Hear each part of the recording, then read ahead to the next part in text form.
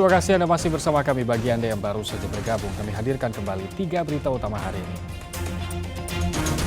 Ribuan warga kota Tasikmalaya dan Bogor demo protes pembakaran kitab suci Al-Quran di Swedia dan Belanda. Waspada, ratusan korban tertipu warisan dan investasi bodong di Kabupaten Indramayu dan Kuningan. Ditetapkan sebagai tersangka tabrak lari yang tewaskan mahasiswi di Cianjur, pengemudi mobil Audi A8 serahkan diri ke polisi.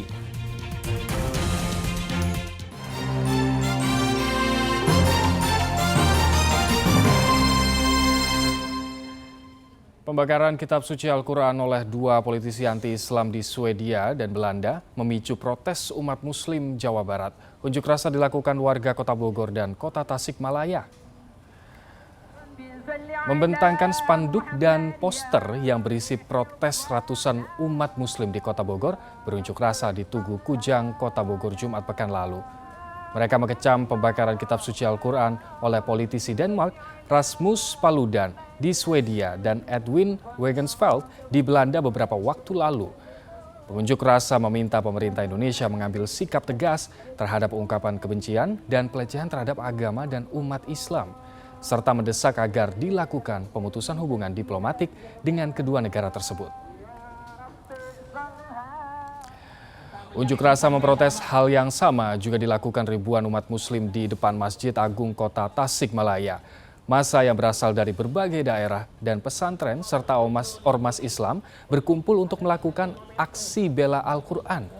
Aksi unjuk rasa yang dilakukan setelah sholat Jumat sempat terhenti oleh hujan dan dilanjutkan lagi setelah sholat asar. Unjuk rasa berjalan tertib hingga selesai. 10 remaja pelajar SMA ditangkap saat hendak tawuran di Soreang, Bandung Barat. Polisi mendatangkan para orang tua untuk menyadarkan anak mereka bahwa apa yang telah dilakukan sama sekali tidak bermanfaat dan membahayakan.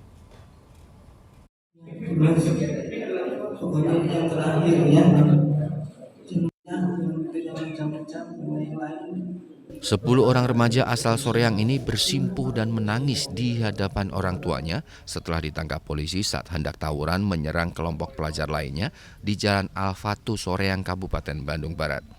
Polresta Bandung menyatakan para pelajar SMA yang rata-rata masih di bawah umur ini ditangkap anggotanya yang sedang berpatroli karena membawa sejumlah senjata tajam seperti samurai, golok, gear, hingga airsoft gun dalam tas dan saku mereka. Karena masih di bawah umur, ke-10 remaja tersebut kemudian dikembalikan kepada orang tua untuk dibina agar tak mengulangi lagi perbuatannya yang tidak terpuji dan telah mereka lakukan. Temukan ada sekelompok pemuda yang dicurigai akan meresahkan warga masyarakat sehingga dilakukan penggeledahan, pemeriksaan. Dan alhasil dari 10 pelajar tersebut, 10 pemuda tersebut, kita bisa mengamankan 1 buah senjata airsoft gun, kemudian 3 senjata tajam, kemudian ada kunci roda, dan juga alat untuk melakukan pemukulan, crackling. Dan hasil interogasi sementara bahwa yang bersangkutan akan melakukan penyerangan terhadap suatu kelompok, di mana ke-10 tersangka ini masih di bawah umur. Selain senjata tajam dan airsoft gun, polisi juga menyita sejumlah sepeda motor sebagai alat bukti. Muhammad Abbas melaporkan dari Kabupaten Bandung. Ratusan ibu di Kabupaten Indramayu diduga menjadi korban arisan bodong. Para korban yang menggeruduk rumah pelaku arisan bodong mendapati tempat tinggal pelaku sudah dalam keadaan kosong.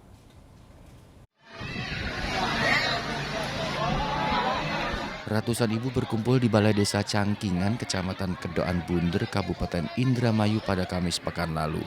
Mereka yang mengaku menjadi korban arisan bodong ini mencari terduga pelaku di rumahnya, namun tidak bertemu dan ditenangkan oleh polisi, TNI, dan perangkat desa setempat. Di Desa Cangkingan ada 238 warga yang menjadi korban arisan dan investasi bodong yang dilakukan oleh YN. Dari jumlah tersebut, baru 60 orang yang menerima kocokan arisan. Mereka rata-rata sudah membayar iuran mingguan dan bulanan sebesar 200 hingga 500 ribu rupiah. Ada yang bulanan 500. Berarti bukan hanya satu ya Bu ya?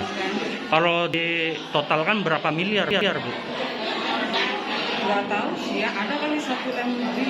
1 M lebih. Ini pelakunya gimana, Bu? Nggak tahu, tapi di rumahnya nggak ada. Nggak ada. 9.500.000. Oh, 9.500.000. Iya, arisan bulan. Dapatnya berapa itu? Dapatnya sih kata 31. Dapatnya 31. Itu namanya apa? Per bulan apa? Per bulan. Iya. Katanya bukan hanya per bulan aja, Bu. Iya, Benar? ada bulan juga katanya. Kalau pelakunya sendiri sih, Bu, katanya Nggak tahu ya, kurang tahu sih. kabur apa gimana? Iya, kabur katanya. Di Kabupaten Kuningan, aparat Polres Kuningan menangkap Ami Amiyah, warga desa Parung, Kecamatan Dharma, setelah dilaporkan para korbannya. Dari hasil pemeriksaan, tersangka mengaku menggelapkan uang investasi karena terjerat utang kepada rentenir maupun koperasi simpan pinjam. Kepada para korban, pelaku mengajak untuk berinvestasi dalam usaha catering dan menjanjikan bagi hasil dari keuntungan usaha. Menawarkan usaha catering. Para korban ini akan dijanjikan keuntungan yang bervariasi atau macam-macam, mulai dari 500.000 sampai dengan 2 juta per 7 sampai 10 hari sekali. Para korban diiming-imingi pelaku akan mendapat keuntungan persen setiap minggu dari uang yang dititipkan sebagai modal usaha. Karena ini dipakai uang Jadi investasi untuk investasi catering, joinan, jadi bagi hasil. tapi hasilnya itu belum terasa sama saya. Kalau uang saya yang nyungsep di situ. Jadi kalau 30 juta dikasih 3 juta, yang 30 juta dikasih 3 juta, tapi kan nyatanya enggak gitu, paling dikasih 1,5 juta, 2 juta. Pas akhir November, terus Desember kan belum ada hasilnya, Januari dipinta. Jadi makanya tanggal 8 Januari dipinta, nanti tanggal 15, nanti seminggu lagi. Nah, sampai sekarang akhirnya terbuka penipuan. Oh gitu. Selain mengamankan seorang tersangka, polisi juga menyita barang bukti kwitansi, buku tabungan, dan telepon genggam. Tersangka akan dijerat pasal berlapis dengan ancaman hukuman 4 tahun penjara. Maruli Habibi dan Agun Gunawan melaporkan dari Kabupaten Indramayu dan Kuningan.